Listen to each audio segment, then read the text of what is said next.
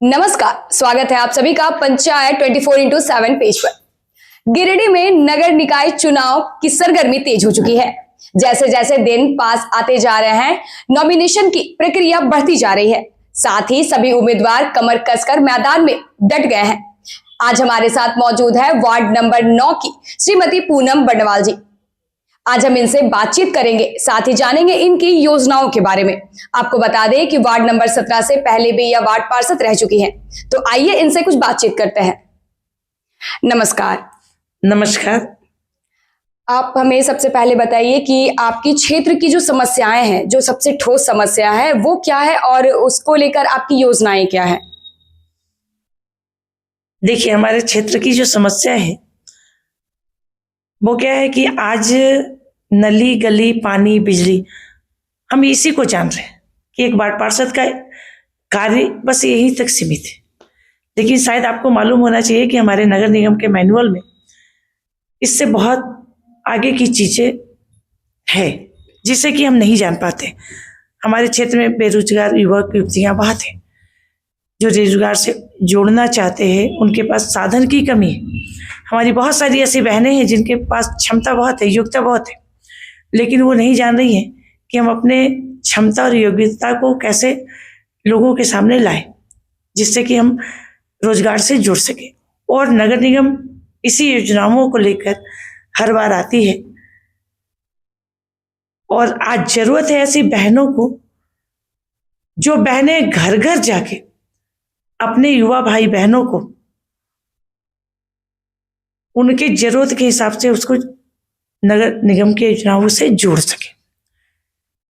बाकी नली गली पानी बिजली तो है ही और इसकी जरूरत सबको है और इसके लिए हमेशा प्रयास किया है हमने।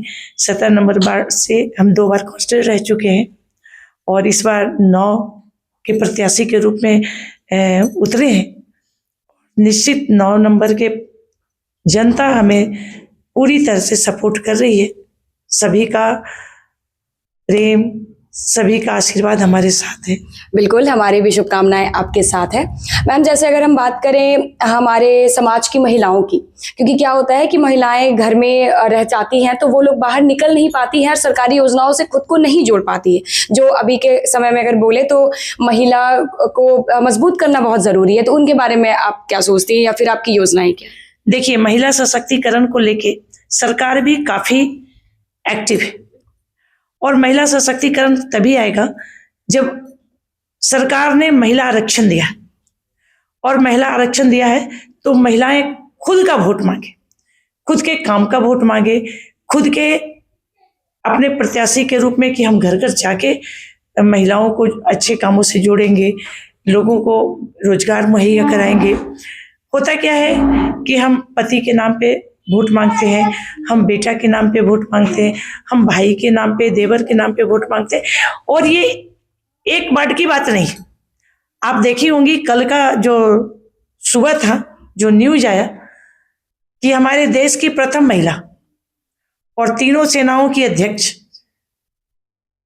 राष्ट्रपति द्रौपदी मुर्मू ने जब दही और चीनी निर्मला सीतारमण को 9वीं बार बजट पेश करते हुए खिलाई, उस समय समझ में आता है नारी सदी और नारी सशक्तिकरण यही तो है।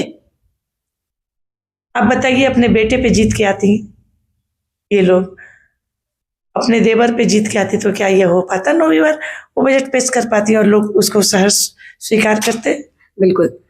मैम, जैसे कि हमारे समाज के जो निम्न वर्ग के लोग हैं या फिर कहें कि ऐसे तबके लोग जो चाह कर के भी सरकारी योजनाओं तक नहीं पहुंच पाते क्योंकि उनमें जागरूकता की थोड़ी कमी होती है, क्योंकि वो लोगों को उतना सरकारी योजनाओं के बारे में या तो पता नहीं होता है या फिर वो लोग वहां तक जा नहीं पाते या फिर सरकारी कार्यालयों के चक्कर नहीं लगा पाते हैं, तो उन तक आपकी पहुंच कैसी? देखिए, सबसे पहला बात है कि जब एक वार्ड काउंसलर का चुनाव होता है, वार्ड काउंसलर चुन के आते हैं तो उसकी ये जवाबदेही होती है कि वो अपने पब्लिक के लिए खुद चक्कर लगाए। ये नहीं कि हमारे पब्लिक को जाना पड़े। अगर पब्लिक को ही जाना पड़ता है तो फिर हमारे प्रतिनिधि किस काम के? और हमने यही किया है। आप हमारी जनता से जाके पूछिए, किसी भी जनता को जब हम 10 साल रहे तो ब्लॉक के और कोई भी ऑफिस के चक्कर नहीं लगाने पड़े।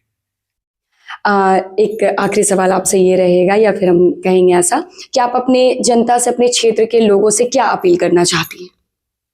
मैं सभी 9 नंबर वार्ड के सभी भाई बहनों से अपील करना चाहते हैं कि महिला वार्ड है और नारी सशक्तिकरण के क्षेत्र में जो महिलाएं वार्ड का कार्य कर सकती है, लोगों के दुख सुख में भागीदारी निभा सकती है और खुद से सक्षम है। अगर खुद से सक्षम है तो घर घर जाके वहाँ की समस्या सुन सकती है। लेकिन अगर हम पति के रूप में खड़े होते हैं, पति के नाम पे खड़े होते हैं, तो क्या हमारे पति बिजनेस छोड़ के तो नहीं जाएंगे?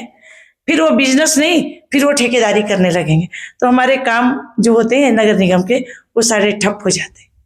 फिर हम कोई भी योजना को समझ ही नहीं पाते। इसलिए हम सभी अपने वार्ड की जनता को यही बोलते हैं कि जिस तरह आपने हमें प्यार दिया है, अभी हम घर घर जा रहे हैं, सबों का सम्मान, सबों का प्यार बहुत मिल रहा है। बहुत अच्छे तरह से वो हमें स्वीकार कर रहे हैं कि आप आइए, तो निश्चित रूप से जनता हमें वोट देगी और हम काम के बल पे आगे आएंगे। तो आप सभी ने श्रीमती पूनम बर्नवाल जी की योजनाओं के बारे में जाना, और हम आशा करते हैं कि इनके सर पे ताज जरूर हो और लोगों का भरपूर समर्थन इन्हें मिले। हमारे सहयोगी संस्कार केडिया के साथ मैं मेघा सिन्हा।